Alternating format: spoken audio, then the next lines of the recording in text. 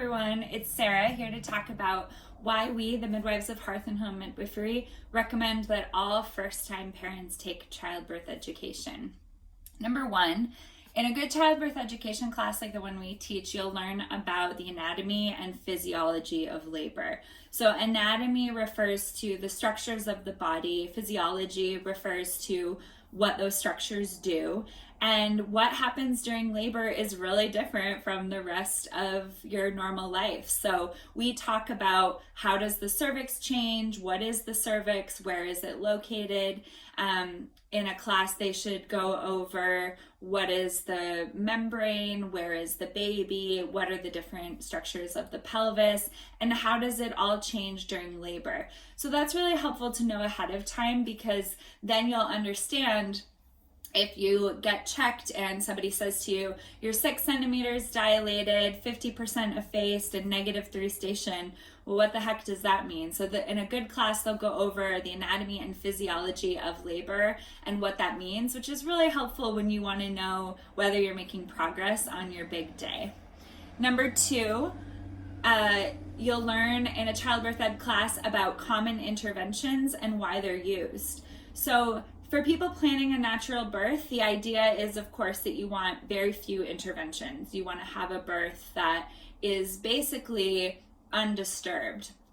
And even for people who are planning a home birth, like people in our care who will definitely have an undisturbed labor, it can be really helpful to know what are the interventions of labor if they're needed. So if things aren't going quite to plan, what can be offered from a care provider? What are the risks to a particular procedure, and what are the benefits to a particular procedure? So we go over things like AROM, artificial rupture of membranes, an epidural, fentanyl, newborn procedures like delayed cord clamping and resuscitation. So in a good childbirth education class, they're going to review all of those pieces and talk to you about what might come up and be offered to you if things are not going completely normally. And that might help you make decisions on the day if something ends up being a little different from what you planned. So that's really helpful to know ahead of time, so that the first time you're hearing about it is not when you're in that labor land. Number three, you should learn about coping techniques. So a good childbirth education class like the one that we teach gives you lots of tools and tricks for getting through the intensity of labor.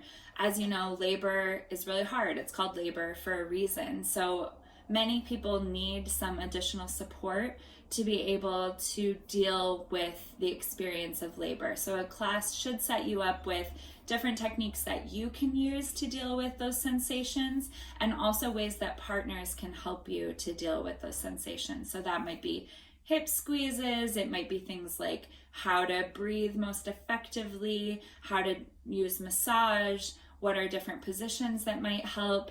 And in our class, we actually do a simulation where we do a labor simulation for a period of time and encourage people to use the techniques that we have talked about.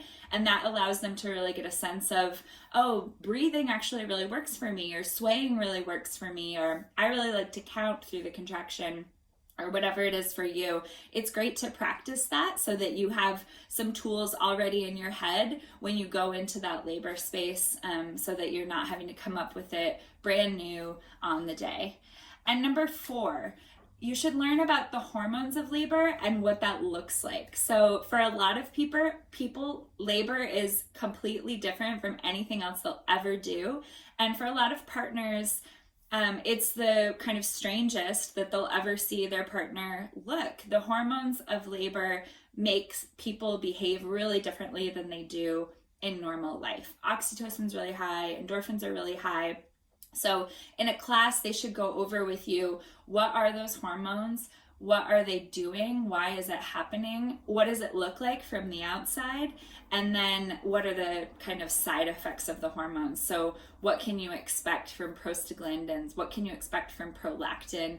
And all of that is really to empower the birthing person to trust that even though things feel really different from their everyday life, it's very normal and healthy. And also to empower partners to understand that even though their partner is behaving in a way that seems really different to them, that it's not alarming and nothing is wrong. It's actually really, really right.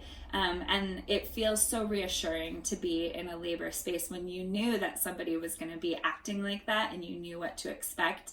It takes the fear out of labor, which means that if you're not feeling scared, you're much more likely to be able to stick to your plan and have the natural birth that you're planning. So those are the main reasons that we encourage people to take childbirth education. If you're interested in taking our online course, it's linked to this email, will be available later in 2020. And if you live in the Portland or Columbia River Gorge area, we teach semi-private classes in our office or in people's homes for people who are planning to have a natural birth. Thanks for listening. We'll see you next month.